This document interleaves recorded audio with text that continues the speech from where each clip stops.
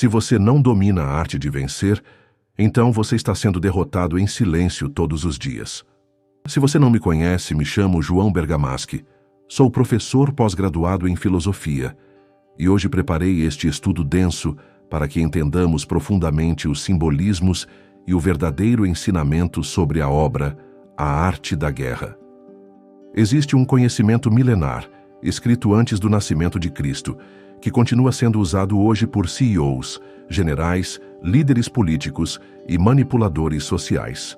Um manual silencioso, estratégico, quase invisível, capaz de fazer você vencer batalhas sem travar uma única luta. Sun Tzu escreveu: A arte da guerra há mais de 2.500 anos, mas suas palavras não pertencem apenas aos campos de batalha da China antiga.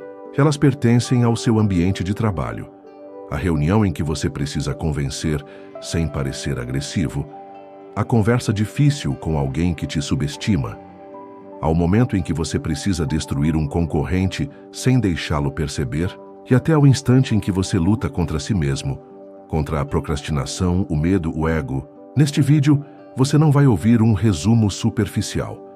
Nós vamos decifrar cada princípio, cada metáfora e cada arma oculta que Sun Tzu deixou para que você domine o invisível. Você vai descobrir por que o verdadeiro vencedor nunca precisa lutar. A essência estratégica e filosófica da guerra, a arte da guerra, escrita por Sun Tzu há mais de 2.500 anos, permanece até hoje como um dos tratados mais influentes sobre estratégia, comportamento humano e liderança.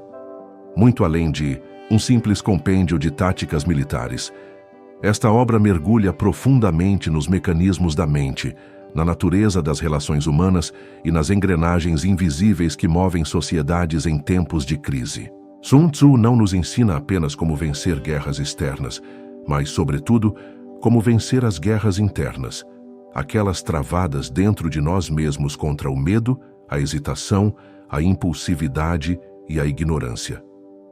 A guerra, para Sun Tzu, é um espelho da vida.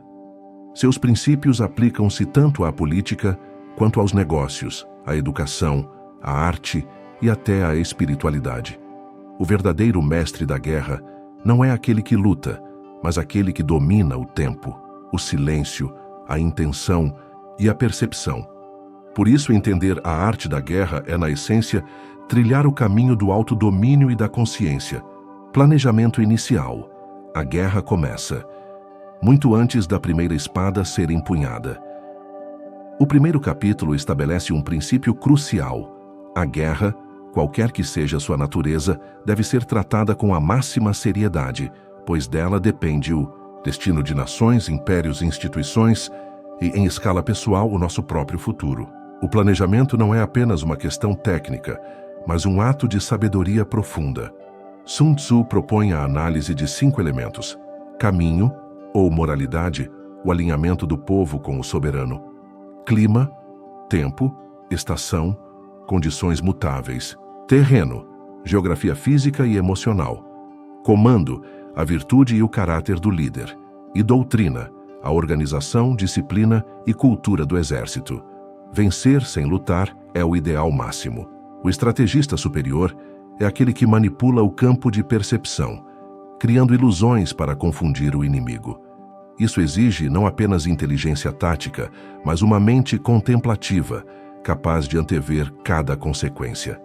O verdadeiro combate já está decidido antes que o primeiro movimento físico ocorra.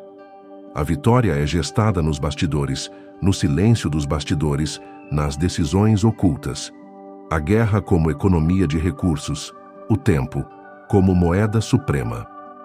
Prolongar uma guerra é assinar um contrato com a decadência. O capítulo 2 alerta sobre os perigos da duração.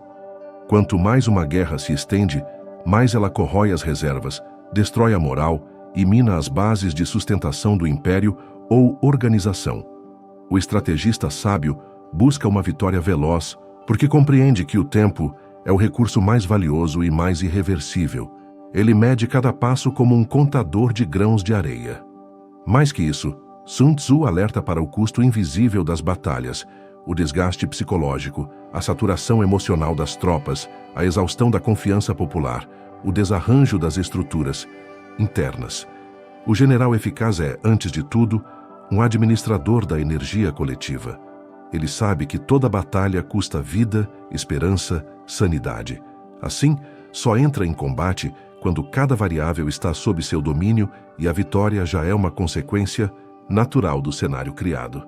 Supremacia pela estratégia, não pela força bruta. A vitória silenciosa. Este é o coração da filosofia de Sun Tzu. O maior dos generais não é o que vence mais batalhas, mas o que obtém a rendição do inimigo sem sequer desembainhar sua espada. Isso ocorre através do domínio estratégico. Corromper as alianças do inimigo, dividir seus generais, semear a desconfiança, usar a diplomacia como arma letal. A força física é apenas uma das ferramentas e, geralmente, a menos eficiente. O verdadeiro domínio se dá quando o oponente desiste, se confunde, se paralisa diante de uma rede de ações invisíveis. Vencer sem lutar é elevar-se a um plano superior de entendimento. É quando o estrategista não apenas manipula o campo de batalha, mas também domina o cenário político, cultural e simbólico da guerra. Sun Tzu nos convida a uma vitória profunda, aquela que transforma realidades e corrige desequilíbrios. Tática e disposição, o valor da preparação e da observação. O estrategista que se impõe pela inteligência jamais é pego de surpresa. Ele não força o combate, ele o atrai para onde lhe é mais conveniente. A vitória é garantida por meio da não-ação impulsiva. O segredo está em criar o terreno ideal, explorar o erro do oponente, induzi-lo a falhas que abram espaço para o golpe certeiro. A defesa sólida deve ser a base, e o ataque só deve ocorrer quando o inimigo já estiver fragilizado. Esse capítulo também enfatiza o papel da paciência. Não se trata apenas de esperar o momento certo, mas de construí-lo, influenciá-lo, com atos discretos e escolhas ocultas. Dispor tropas, criar distrações, atrair atenção para o que não importa.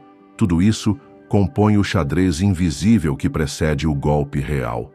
O erro do inimigo deve ser cultivado com astúcia. Energia e eficiência. O arco esticado da decisão certeira.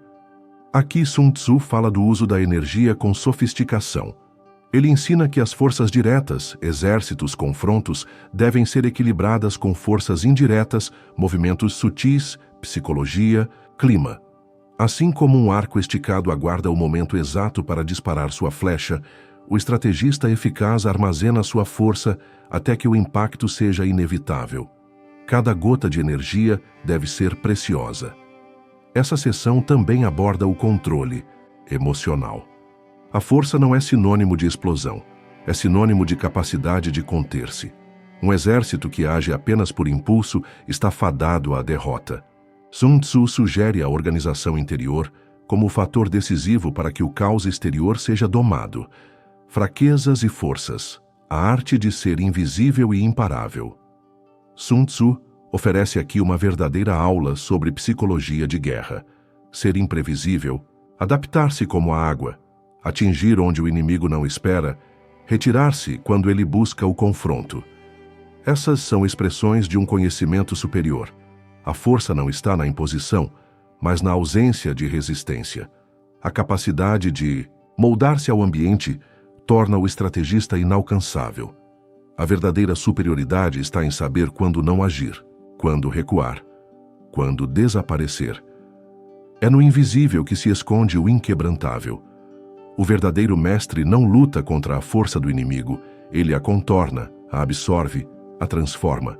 Manobras, o pulso logístico da guerra, sem alimento, suprimento, organização, disciplina e clareza de intenção, não há vitória possível. Sun Tzu fala do papel fundamental da logística como nervo vital da campanha. Mais que isso, ele ensina que manobras não são apenas movimentações físicas, mas também movimentações simbólicas, perceptivas. Levar o inimigo a crer que há uma rota de fuga, por exemplo, pode neutralizar sua fúria e abrir caminho para a rendição.